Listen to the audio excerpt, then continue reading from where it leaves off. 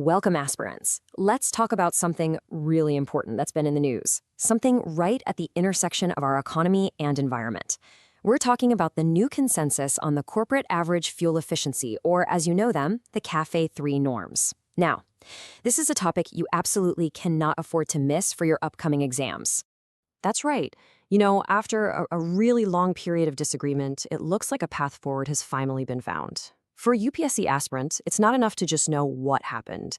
You need to understand the why and the how of this policy.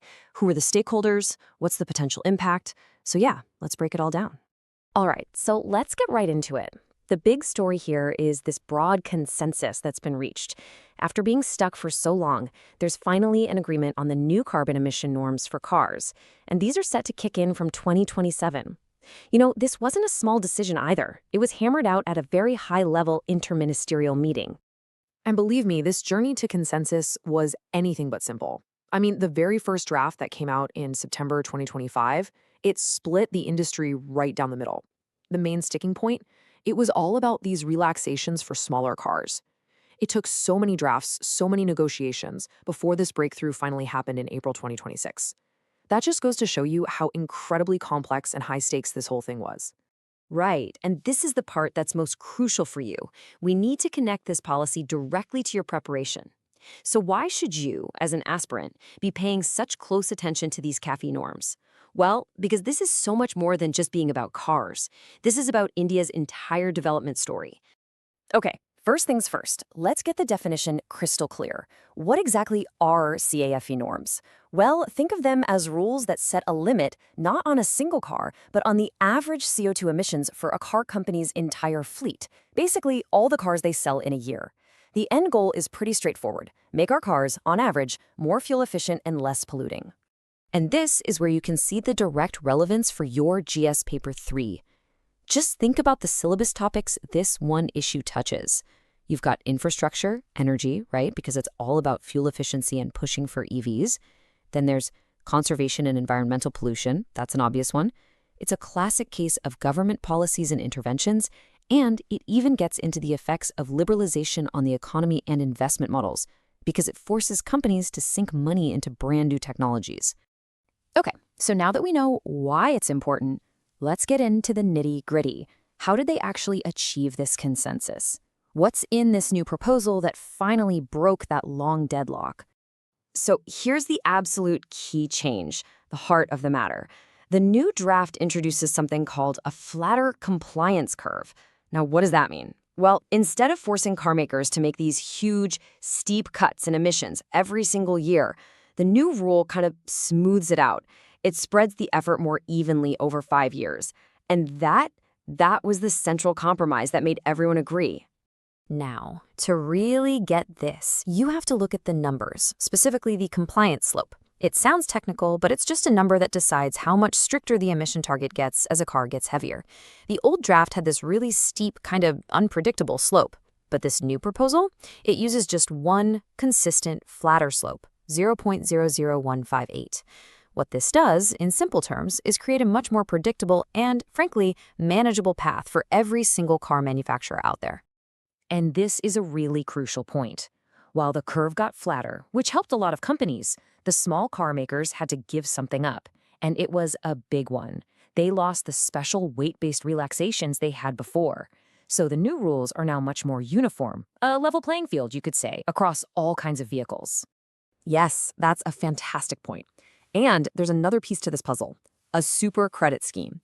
This is all about giving a major push to electric vehicles.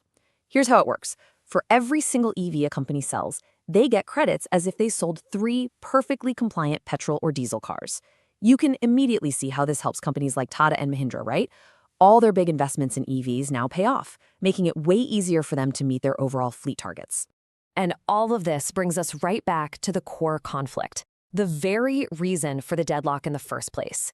See, the Indian auto industry wasn't speaking with one voice here. Not at all. It was, as they say, a house divided. And for you to write a good analysis, you have to understand these different perspectives. So you had 2 main camps. In one corner, you had manufacturers like Maruti. Their business is built on small, lightweight cars. So naturally, they were fighting for those weight-based relaxations. But in the other corner, you had companies like Tata and Mahindra. They've already poured huge amounts of money into bigger vehicles, into EVs, and into cleaner tech. So for them, a stricter, more uniform rule was actually a business advantage. That was the fundamental split. And this quote here from a top industry source really captures the mood perfectly. It's a compromise through and through. It's a stretch, as they say, especially for the small car makers. But they've come on board. Why? For policy certainty and for what everyone is calling the larger national interest. All right, we've covered the what, the why, and the how. Now for the most important part for you. How do you actually apply this in the exam? How do you take all this knowledge and turn it into a high-scoring answer? Okay, think about your mains paper. Let's say you get a question on environmental policy or industrial policy. This whole cafe norms saga is a perfect case study to bring in. The question might not even mention cafe by name, but you can be smart and use this example to illustrate those broader themes and show the examiner you're up to date. Exactly right. So when you're structuring your answer for mains, try to frame it around these key themes. First, you have that classic dilemma.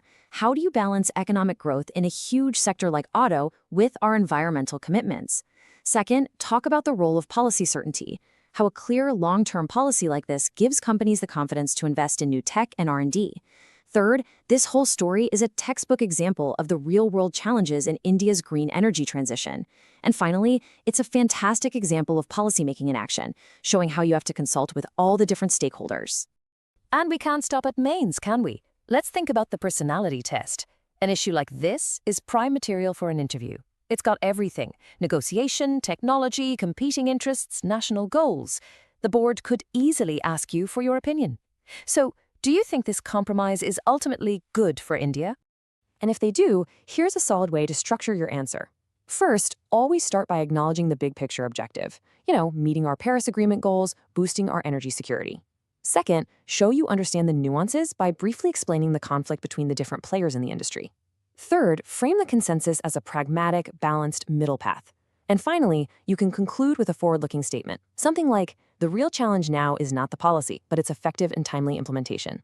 So as we wrap up, here's the final thought we want to leave you with. Policymaking at its heart isn't just about setting targets on a piece of paper. It's about managing transitions. The true test of these CAFE 3 norms won't be in the text of the law, but in whether they can actually steer India towards a greener future, while making sure the entire automotive ecosystem, from the biggest companies to the smallest suppliers and the millions of people they employ, can all move forward together. That's the larger perspective you should always keep in mind. All the best.